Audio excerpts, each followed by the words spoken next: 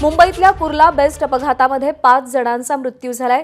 काल रात्री भरधाव बेस्ट बसनं अनेकांना धडक दिली।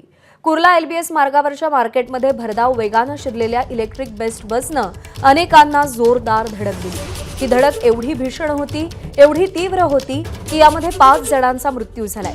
30 ते 35 जण गंभीररीत्या जखमी झालेत। जेव्हा हा अपघात घडला तेव्हा अपघातग्रस्त बसमध्ये तब्बल 60 प्रवासी असल्याचं पोलिसांनी सांगितलं।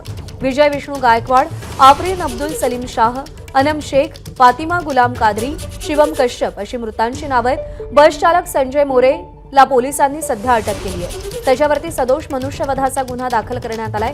या संपूर्ण अपघाताचा सीसीटीव्ही समोर आलाय। 332 नंबरची बस कुर्ल्याहून अंधेरीकडे जात असताना हा अपघात घडल्याची माहिती। चालक संजय मोरेला इलेक्ट्रिक बस चालवण्याचा फारसा अनुभव नव्हता असं समोर आलंय। अवघ्या 10 दिवसांपासून इलेक्ट्रिक बस तो चालवत होता। अनुभव नसताना इलेक्ट्रिक बस चालवायला देणारे अधिकारी नेमके कोण आहेत असा सवाल आता उपस्थित होतोय। सूरज सावंत आपले प्रतिनिधी सध्या आपल्यासोबत आहेत। सूरज, व्यवस्थित प्रशिक्षित नसताना संजय मोरेला इलेक्ट्रिक बस चालवायला देणं हा हलगर्जीपणा कोणाचा जो अनेकांच्या जीवावर बेतला? नक्कीच प्रज्ञा, इथे धक्कादायक माहिती समोर आलेली आहे की जो चालक आहे संजय मोरे याची नियुक्ती 1 डिसेंबरला झाली होती आणि त्याला इलेक्ट्रिक बस चालवण्याचा कुठलाही अनुभव नव्हता आणि तरीसुद्धा त्याला ती बस इतक्या गर्दीच्या ठिकाणी कशी काय दिली गेली। 10 दिवसांचंच त्यांचं ट्रेनिंग झाल्याचं प्राथमिक तपासात समोर आलं होतं आणि त्यानंतर ही माहिती समोर आली आहे। यापूर्वी तो खासगी बसेस चालवत असल्याचं देखील समोर आलेलं आहे।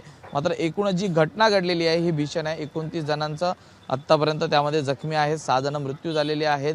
अनेक माहिती ही समोर आलेली आहे। ज्यावेळी त्याची वैद्यकीय चाचणी केली त्यामध्ये त्याने मद्यपान केलेलं नसल्याचं निष्पन्न झालेलं आहे। मात्र दुसरीकडे बसमध्येही कुठलीही तांत्रिक बिघाड नसल्याचं देखील पोलीस तपासात समोर आलेलं आहे। त्यामुळे या प्राथमिक तपासाचा अंदाज लक्षात घेता जो संजय मोरे आहे त्याला नेमकी त्याची नियुक्ती कोणी केली होती हा देखील एक सर्वात महत्त्वाचा आणि मोठा प्रश्न आहे। वय वर्ष 54 असताना अशा प्रकारे जर इलेक्ट्रिक बसवरती नियुक्ती केली जात असेल की ज्याला कुठलाही अनुभव नाहीये तर हा कुठेतरी हलगर्जीपणामध्येच ओळखला जाईल। या संपूर्ण प्रकरणात जेव्हा एकूणच ही संपूर्ण गुन्हा दाखल झालेला आहे तो म्हणजे एका पोलीस उपनिरीक्षक आहेत कुर्ल्याचे, ते त्या बीट चौकीला होते। त्यांच्या डोळ्यात देखत हा संपूर्ण घटना घडलेली आहे की 100 ते 200 मीटर अंतरापासून ती बस ही सगळ्यांना फरफटत आणत होती। त्यामध्ये रिक्षा आहे, त्याचबरोबर जे दुचाकी चालक आहेत किंवा रस्त्यावरचे जे प्रवासी आहेत यांना चिरडत ही बस त्या ठिकाणी पोहोचली। आंबेडकर नगरच्या एका जी सुरक्षा रक्षक भिंत आहे त्याला त्यांनी धडक दिली।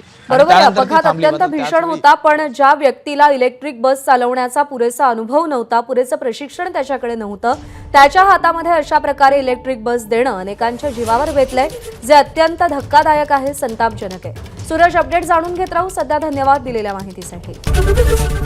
एबीपी माझा, उघडा डोळे बघा नीट।